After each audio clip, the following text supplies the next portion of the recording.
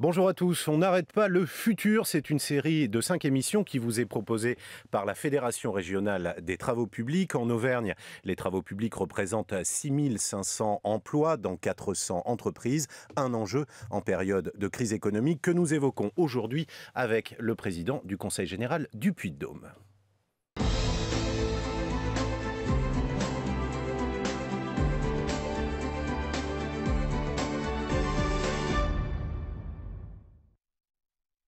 Jean-Yves Goudbel préside le département du Puy-de-Dôme, le Conseil général. Merci d'avoir accepté notre invitation. Vous êtes avec nous parce que c'est le Conseil général qui entretient les routes, qui en construit aussi de nouvelles parfois.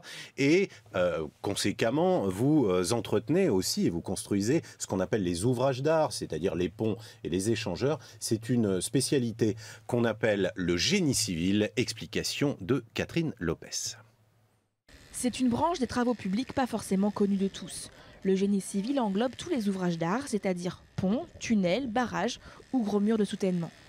Les entreprises de travaux publics spécialisées dans le génie civil réalisent des ouvrages qui enrichissent notre espace et aménagent notre cadre de vie. Ici, entre Gannat et Bellerive-sur-Allier, se construit le prolongement de l'A719 sur 14 km. Des ouvrages d'art sont nécessaires. L'autoroute comprendra 7 ouvrages hydrauliques, 8 passages supérieurs pour établir les routes, 2 passages inférieurs pour établir des routes également et 2 ponts rails pour établir la voie ferrée. Les ouvrages, de la même manière que le terrassement, sont plutôt concentrés sur l'année 2013, début 2014. Les routes coupées ou déviées aujourd'hui seront rétablies au premier trimestre 2014. Autre chantier de génie civil à Saint-Mamé-la-Salvetat près d'Aurillac. Il s'agit là d'un site d'aménagement hydroélectrique. Le chantier représente 8000 m3 de béton à mettre en œuvre. C'est un des rares chantiers d'ouvrage neufs en France en termes d'hydroélectricité.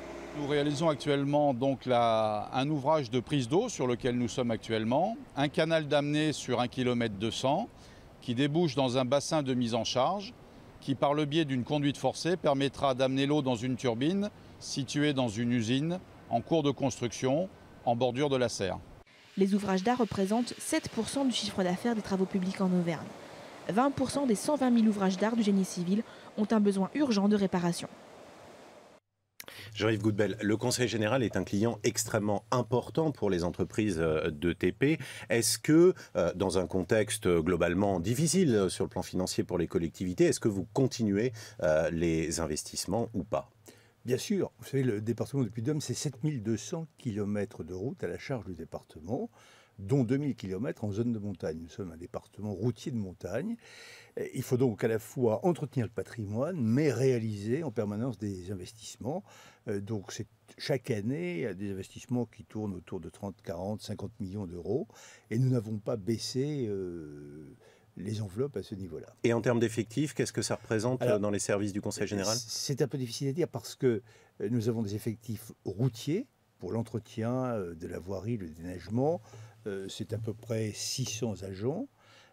Mais les travaux sont plutôt des travaux réalisés par les entreprises. L'entretien courant, ce sont des services, mais les entreprises extérieures, l'entreprise des travaux publics qui réalisent les travaux. Ce qui explique qu'elles soient très préoccupées justement par le maintien de la commande publique.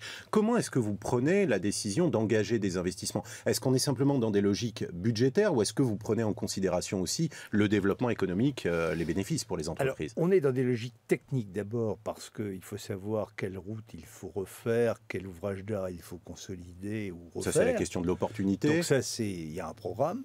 Nous sommes dans une logique budgétaire parce qu'il y a toujours des choix à faire, mais nous sommes aussi dans une logique économique parce que dans un pays où les collectivités locales représentent 75% des investissements hors défense nationale, eh bien il faut se rendre compte que tout cela, c'est le carnet de commandes des entreprises et derrière, c'est de l'emploi. Alors là, on se préoccupe évidemment des retombées pour les entreprises de TP, mais il y a inévitablement un bénéfice pour la collectivité elle-même, le département, et puis aussi nos concitoyens, les Puy-de-Dômois en l'occurrence en ce qui vous concerne. Quel est ce bénéfice ?